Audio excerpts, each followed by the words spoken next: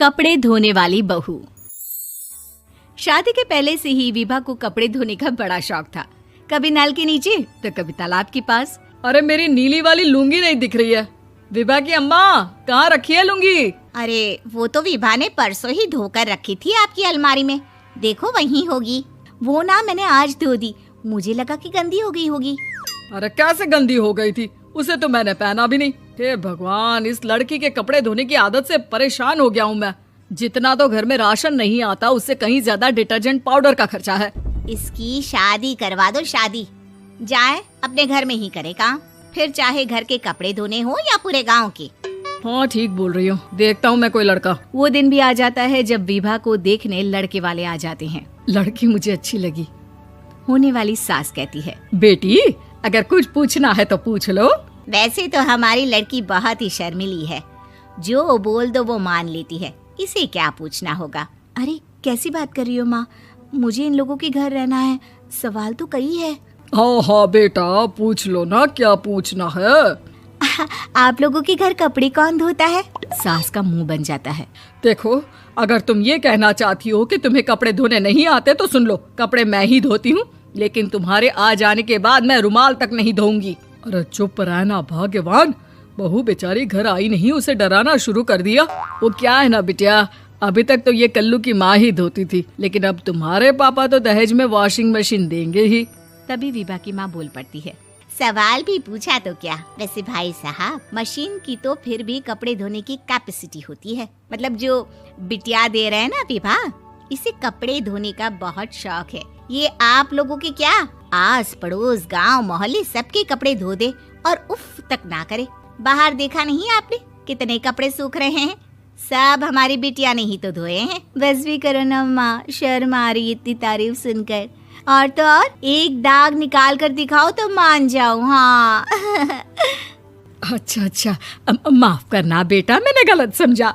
हमें तो रिश्ता बहुत पसंद है। और ऐसे जुड़ जाता है रिश्ता कपड़े धोने का शौक रखने वाली विभा का। उसकी शादी हो जाती है कोयला फैक्ट्री में काम करने वाले कल्लू के साथ। शादी के बाद अचानक विभा चिल्लाती हुई सास के पास आती है। सासू माँ, अरे सासू माँ कहाँ है आप? ये तो धोखा है, धोखा दिया आप लोगों ने मुझे। इसे ससुर के चक्कर के बारे में पता चल गया। अरे तो उसमें तुझे क्यों धोखा मिला है? अरे नल में पानी नहीं आता, कपड़े कैसे कब धुलेंगे? अच्छा, तू पानी नहीं आ रहा उसकी बात कर रही है। तो आपने क्या सोचा? कुछ नहीं। अच्छा, तेरी माँ ने कहा था कि कपड़े धोने का शौक है, तुझे याद आया मुझे। शौक बोलकर कपड़े धोने वाले मेरे जुनून को कम ना आके सासू माँ, कपड़ा धोना मेरा गुरूर है। तभी पति भी वहाँ आ जाता है। अभी मैंने इसे सनी देओल की फिल्म दिखाई है, उसी के डायलॉग मार रही है माँ। अच्छा सुन, साफ साफ बता रही हूँ, पानी सुबह 4 से 6 और शाम को 10 से 12 आता है, समझी? विभा टाइमिंग सुनकर हैरान हो जाती है। ये क्या भूतों का मोहल्ला है? सुबह 4 बजे उठकर कौन कपड़े धोता है? 4 बजे टंकी में पानी जाता है, फिर सारा दिन धोना ना, किसने मना किया? अरे कैसी बात कर रही हैं? 200 लीटर की टंकी में कितने कपड़े धो लूंगी मैं, सुबह ही उठ जाऊंगी मैं। अब क्या था, विभा सुबह 4 से लेकर रात के 12 बजे तक कपड़े ही धोती रहती।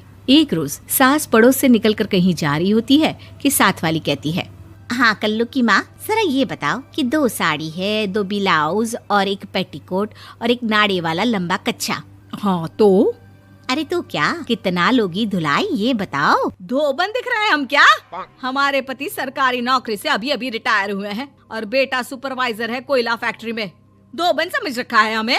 हाय रे कल्लू की अम्मा, माफ कर दो, वो तो मोहल्ले में यही सब बता रहे थे कि तुमने बहू को कपड़ा धुलवाने के काम में लगा दिया है। सास को पड़ोसन की बात सुनकर गुस्सा आ जाता है। वो घर पहुंचती है जहां घर के बाहर ही इतने सारे कपड़े सूख रहे होते हैं जितने कि किसी धोबन के घर पर। अरे ओ कल्लू की दुल्हन, बाहर निकल।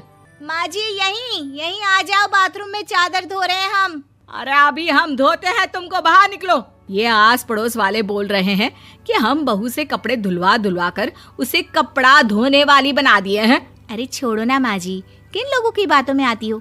आस पास के लोगों का तो काम ही होता है कि वो किसी तरह सास बहू को लड़ा दे। बहू सारे घर के कपड़े धोती है, ये क्या कम है? बोलिए। सास को भी लग जाता है कि वो बहू का ये सनकीपन नहीं छुड़वा सकती, इससे अच्छा है कि खुद ही चुप हो जाए। एक रोज सास और बहू मंदिर जाते हैं, जहाँ सास की साड़ी वहाँ खड़ी भीख मांगने वाली से मिलती है। माँ जी क्या बात है, आपकी साड़ी उस भिखारन से कितनी मिल रही है ना? हाँ हाँ, देखो तो दोनों की साड़ी मिल रही है। क्या बात है कल्लू की अम्मा, तुम खुद को तो अफसर की बीवी बताती हो और ऐसी सिंपल सी प्लेन साड़ी पहनकर घूमती हो। सिंपल और प्लेन नहीं है ये साड़ी। तो क्या सोने के धागे से फूल बने हैं? कुछ भी सासू माँ, कुछ भी। हाँ, बने थे इस साड़ी में सोने के धागे से फूल। मेरे पति लेकर आए थे मद्रास से स्पेशली मेरे लिए 10,000 की। ताहे भाई साहब इस भिखारन के लिए भी सेम टू सेम साड़ी लेकर आए होंगे 10,000 की। सास उस वक्त तो कुछ नहीं कहती, लेकिन बहू के साथ घर आती है और अलमारी से एल्बम निकाल कर लाती है। ये साड़ी देख रही है, ये वही साड़ी है जिसे मैंने अभी पहना था। इस साड़ी में ये जो चमकदार फूल दिख रहे हैं ना, ये सोने के धागों से काढ़े गए हैं। लेकिन तू लोकल वॉशिंग मशीन ब्रश से घिस घिस कर सारे फूलों को निकाल कर साड़ी प्लेन कर दी।